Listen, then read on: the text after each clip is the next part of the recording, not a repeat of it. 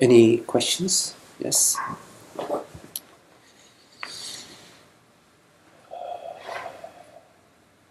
Well, getting back to what I said earlier, Yeah. you can recognize what you're not, and then you can realize that you're the knowing of what you're not. You can also contemplate the, what you call it, consciousness itself. The transparency of the Recognizing what you're not can lead to the contemplation of the transparency. I'm sorry, repeat that? Recognizing what you're not can kind of wake you up. Yes. Contemplating the Sure. transparency. Absolutely. The discrimination, the viveka, discrimination between the real and the unreal is an important aspect of the contemplation. And then I think right now, recognizing what you're not is very good for knowing that I am the knowing. You know, because what you're recognizing, you're knowing everything is coming from you. And then the deeper contemplation of the self is a little bit not quite as automatic. Mm-hmm. Knowing that what's being perceived is more about that right now. You could just stay with I am the knowingness. Okay. You can just stay with I am the knowingness. I am the knowingness. Okay. That I am not anything else but the knowingness. You just stay with that because it will stabilize itself and reveal itself as what you are. And knowingness is not an object. I mean, you don't even need. It takes a no-brainer. Knowingness is. Okay, so I don't need that extra step. At you don't need. Just stay with I am the knowingness. All right. Right. Because it reveals itself by itself. Because knowingness has no form or shape or anything. Just stay with that. Yes.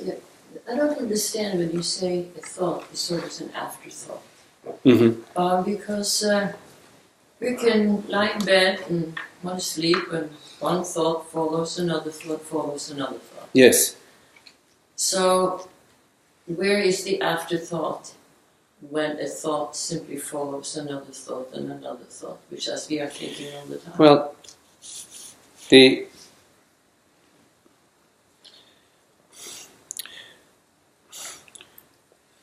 the thought that there is a thought is a thought.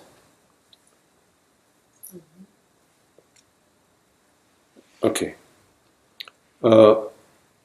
What precedes the thought is you perceive. You said there is a thought followed by a thought follows by a thought, right? So so let's say that there are four thoughts. Let's just keep it simple.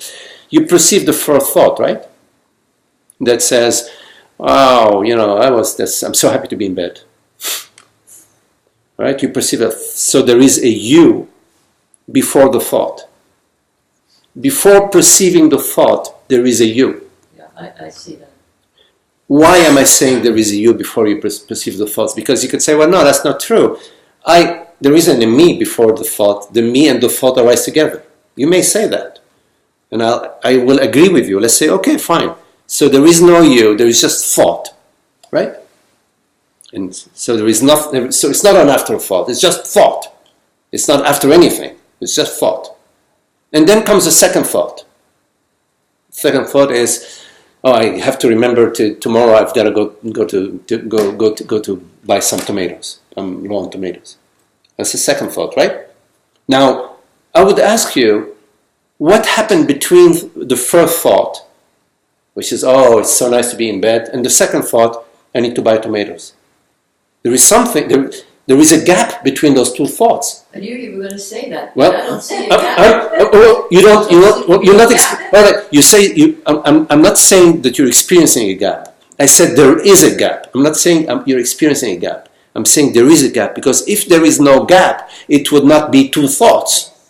It would be one thought. So I'm saying there is a gap, irrespective of how you feel about it and whether you're perceiving it or don't perceive it. There must be a gap.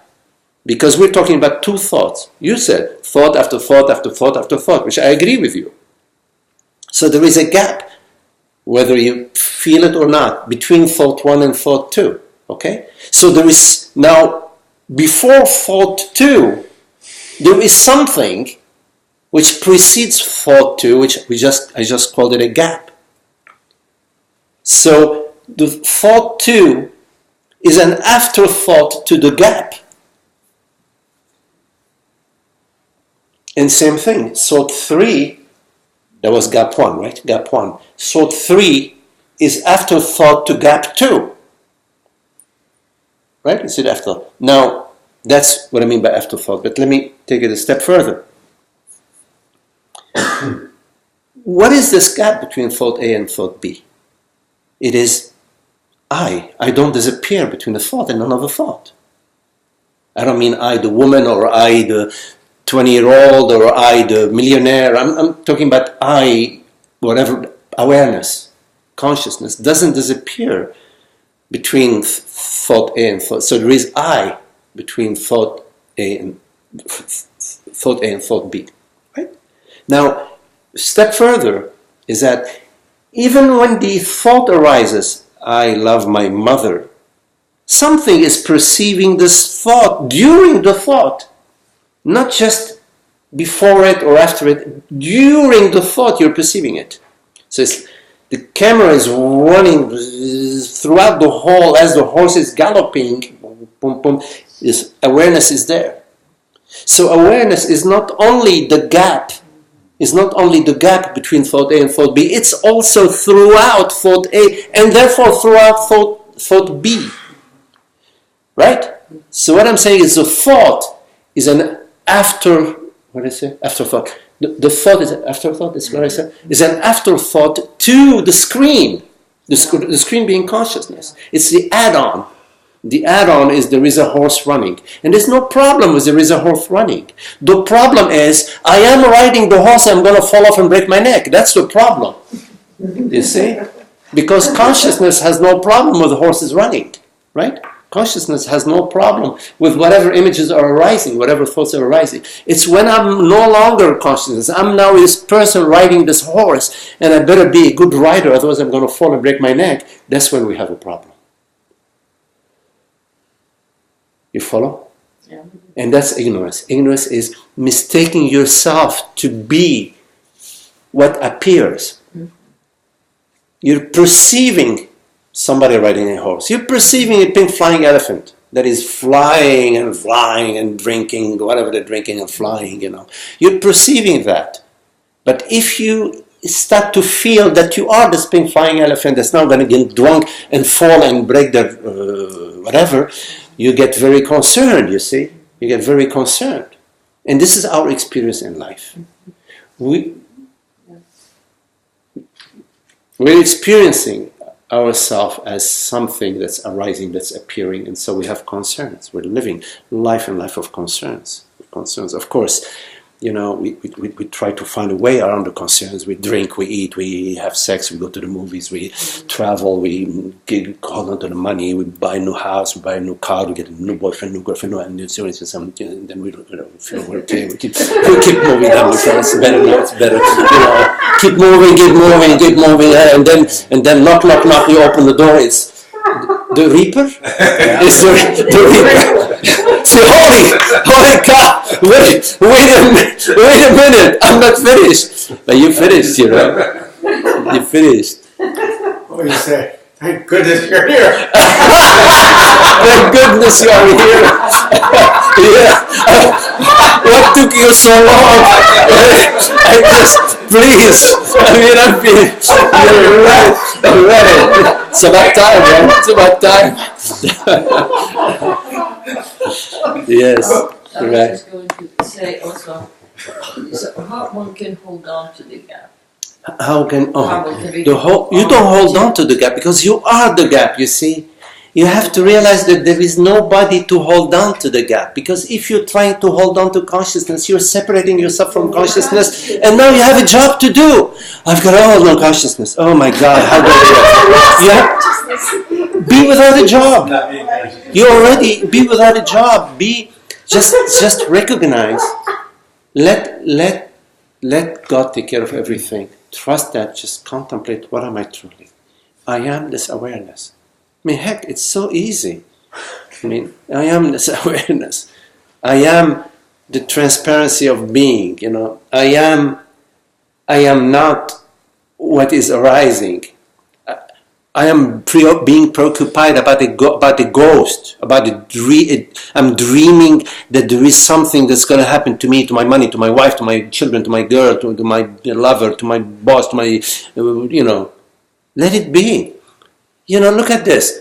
They built such a beautiful city. Beautiful city. They were all so happy. There were so many wealthy people, and the guys were selling this and buying that, and then the volcano erupted, and Pompeii was erased in about 14 minutes.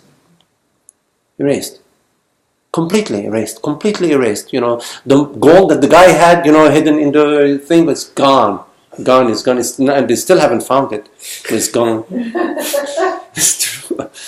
It's gone. And all the silk, and she had those beautiful scarves and all of this, and the perfume she had, and all of that is gone. And the guy that had the greatest store at the corner, and everybody was coming and buying from him, gone with everything, and his children and his mother and it. I just have another question about the screen. Does one perceive? One cannot perceive the screen. One perceive the screens as the actors, as I am playing out the actions on the screen. You never perceive the screen. The screen is blank. When the screen is blank, yes, then we are talking about something else. Then we are talking about awareness. Is that so? Once you realize yourself to be the screen, you realize the freedom, you realize the causeless freedom. Yeah.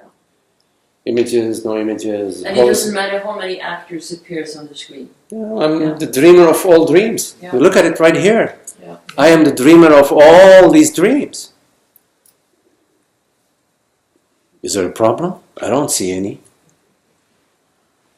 There's no problem with the dreams. Like Julian was saying, creativity. This is creativity. Look at the creation. It's beautiful. It's playful. We rejoice.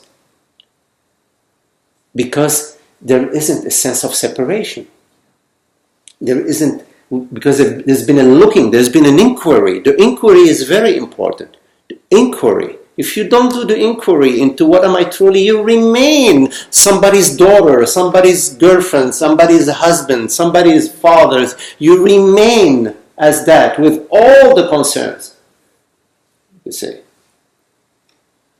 But when you know yourself, all of that is a dream. Yes, of course, there is still a son, a father, a mother, or whatever. But there isn't a concern.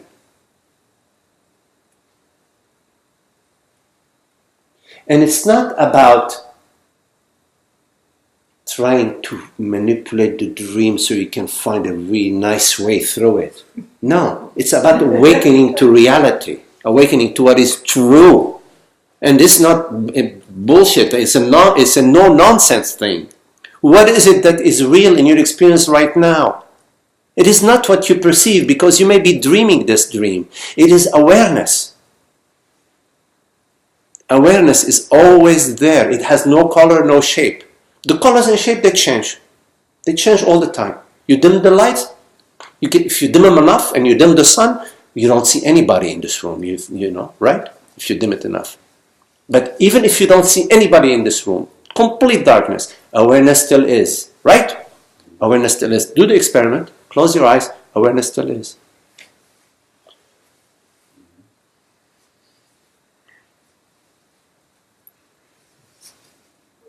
What is and does not come and go, that is not caused, that is not subject to conditions, that is not subject to a situation, that is not subject to anything, that is what is real, and that is what you need to awaken to. Okay. Very beautiful. Thank you, Lord. What a birthday present. Yeah.